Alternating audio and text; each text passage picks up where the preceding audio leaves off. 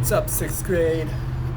This video is your chapter 14 and 15 study guide vocab review. So let's jump right into it. Our first vocab term is Aristotle. Aristotle is a Greek philosopher. He was a student of Plato. He is known for a variety of things that you need to know. Number one, he was a big supporter of public education. He thought the city-states should provide free public education to male citizens, well, male boys who are going to become citizens. Male boys, that's a little redundant, isn't it? Yeah. He also is considered the father of natural philosophy. What's natural philosophy? This is like the beginning of science, right? He invented something that's very similar to the scientific method. He's probably the most important philosopher that the ancient world ever produced, and he might be the most important philosopher ever. All right, so he's a really, really big deal. He's like the Michael Jordan of philosophy. And Thomas Aquinas is like the LeBron James. All right, Council of Elders. The Council of Elders existed in the Spartan city-state. So the Council of Elders was a group of 28 Spartan citizens over the age of 60. They were elected officials. And basically they had like most of the power in ancient Sparta, other than maybe like the royal families. Remember they had two kings. The Council of Elders had the most power. All right, next one, Pericles. So Pericles is from, let me see, chapter 14, section 1. Pericles was a Athenian leader who, what did he do?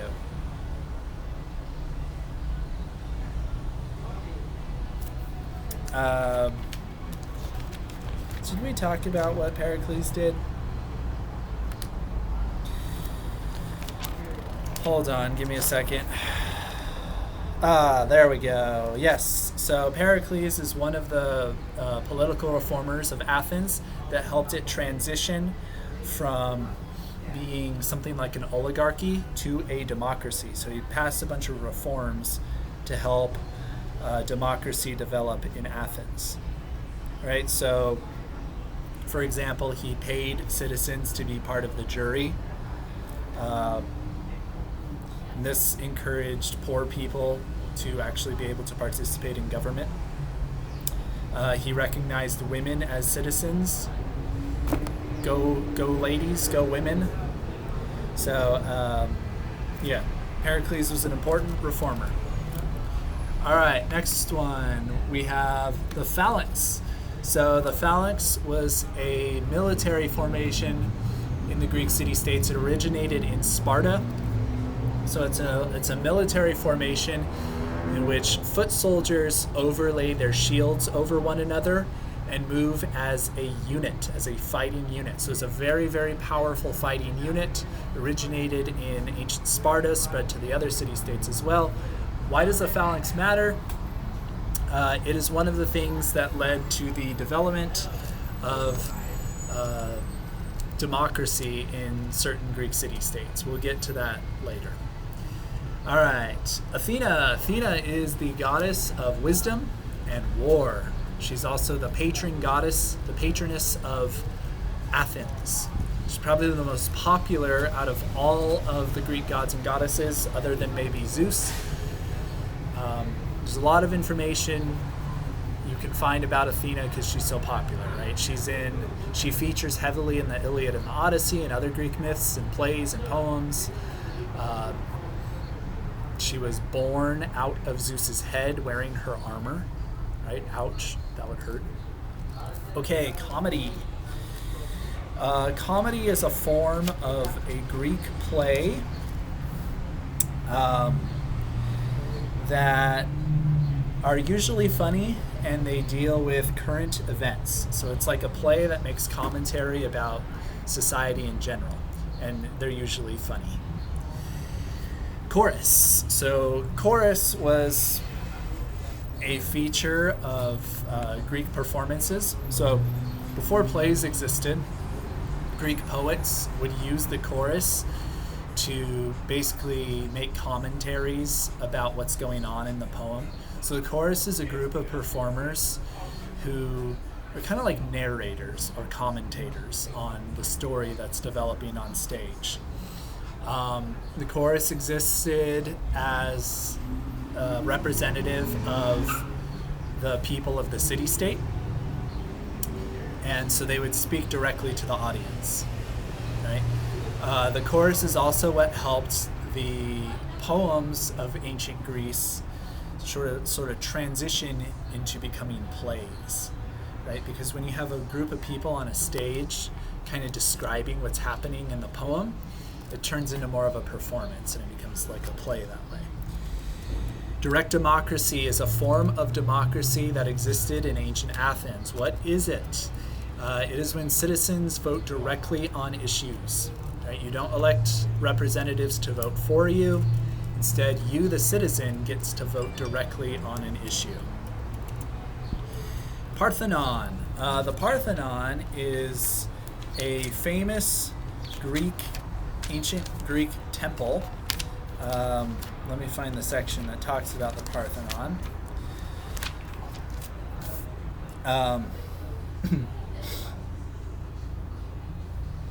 All right, so yes, the Parthenon is sort of like the classic Greek architectural achievement.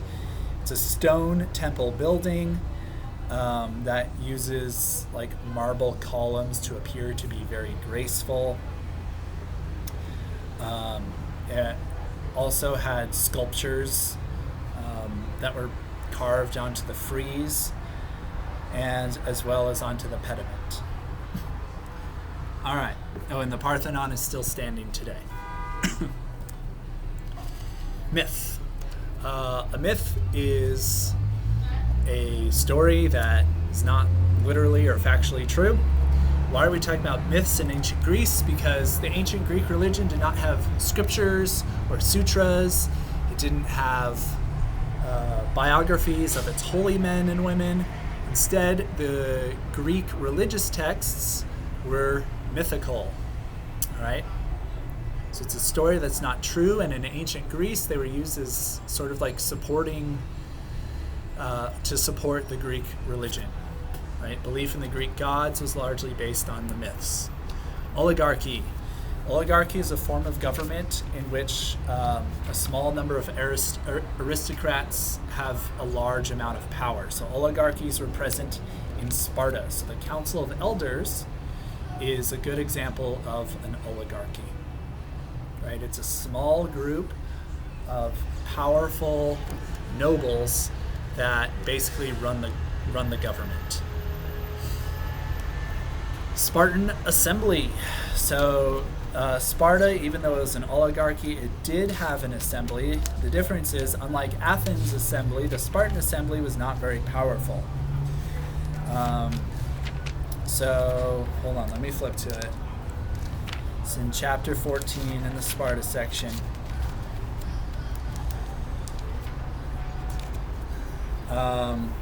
The Spartan assembly had the power to pass laws, but it had to get the approval of the Council of Elders first.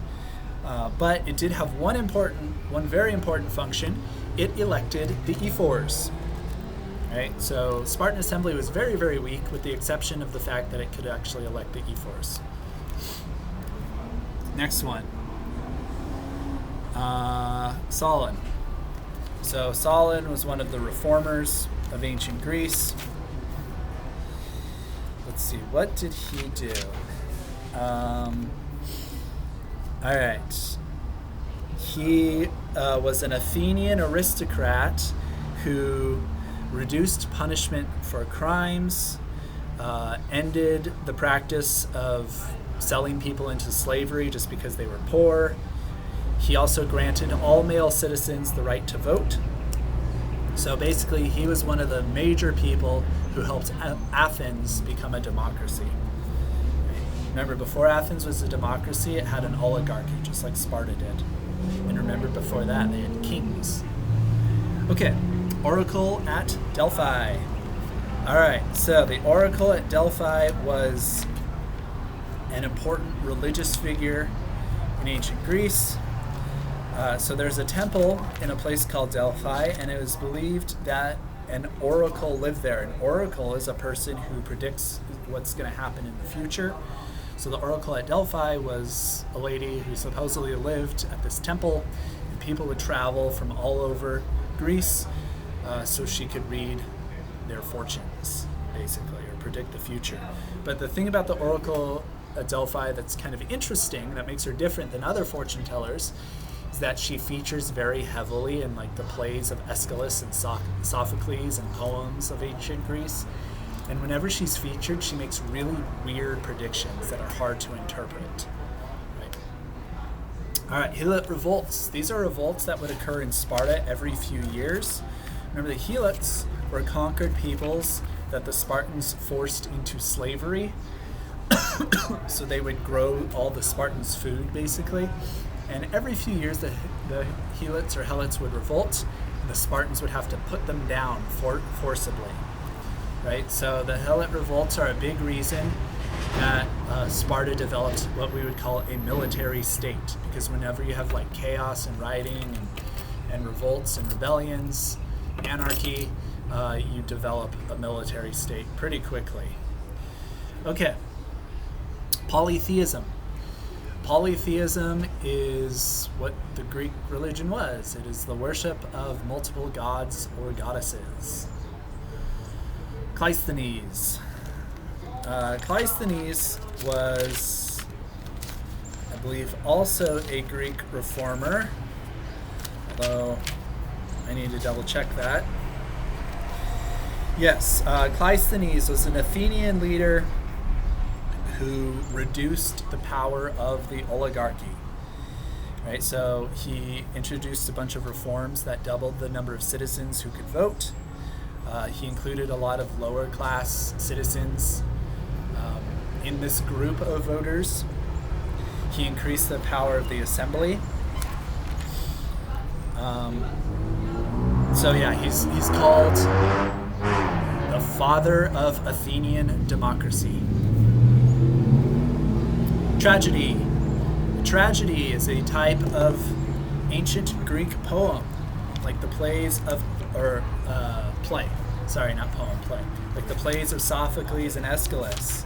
The tragedy always involves a few key elements. So there's usually a hero. The hero has some kind of conflict, either with his family, with his city-state, or with the gods. Then he has a big, terrible, sad downfall. Right? So the tragedy of Oedipus Rex is probably the most famous tragedy in all of ancient Greek literature. There's another famous tragedy called Antigone. Right? All right. Arachne. Arachne refers to a myth that you guys read about. So Arachne was a weaver who challenges Athena to a weave-off. And basically, Arachne's hubris, her pride, makes Athena really mad. So Athena turns Arachne, or Arachne ends up killing herself, and then Athena feels bad for Arachne, and Arachne turns her into a spider. Right? So Arachne's going to hang herself, and she's hanging, and she's about to die. And Athena decides, I don't want Arachne to die. So instead of saving her, Athena does what any normal goddess would do, and is like, instead of saving you, I'm going to turn you into a spider. Right? That's Arachne. Athenian Assembly. So this is the governing body of ancient Athens. So the reason we say Athens has a democracy is because of this Athenian Assembly. It was very, very powerful. It would gather in the Acropolis. It was made up of all male Greek citizens. these guys had the power to vote and pass laws. Just the governing body of Athens when it was a democracy. A jury. Juries existed in ancient Athens too. Jury is a feature of democracy. So ancient Athens' court system was unique because it didn't have judges or lawyers. Instead, it was run by a jury. Right? So the jury was often made up of thousands of men. They were all citizens. And you would vote on someone's guilt or innocence or whatever the issue is. So you cast your vote, and whatever the jury decides is what the court decides. All right, almost there. Ephor. Ephors were 5 men elected by the Spartan assembly. This is like the one serious power the Spartan assembly actually had. The ephors were very, very influential in ancient Greece, or in ancient Sparta. One thing the ephors could do is they could remove the king from his position of power if they thought that the king did too much. They also had the power to limit the actions of the council of elders.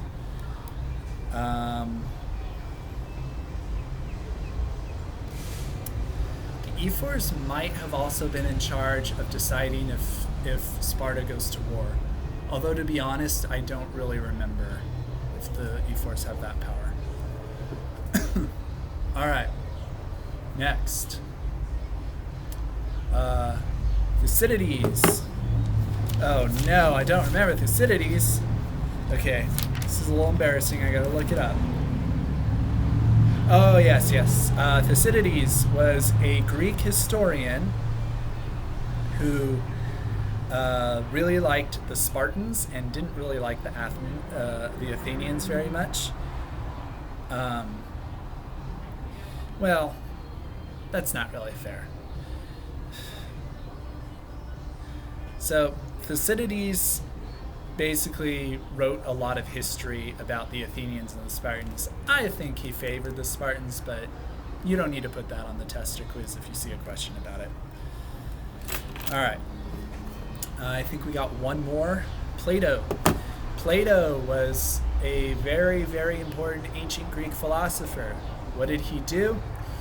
Well, first off, he was a student of Socrates.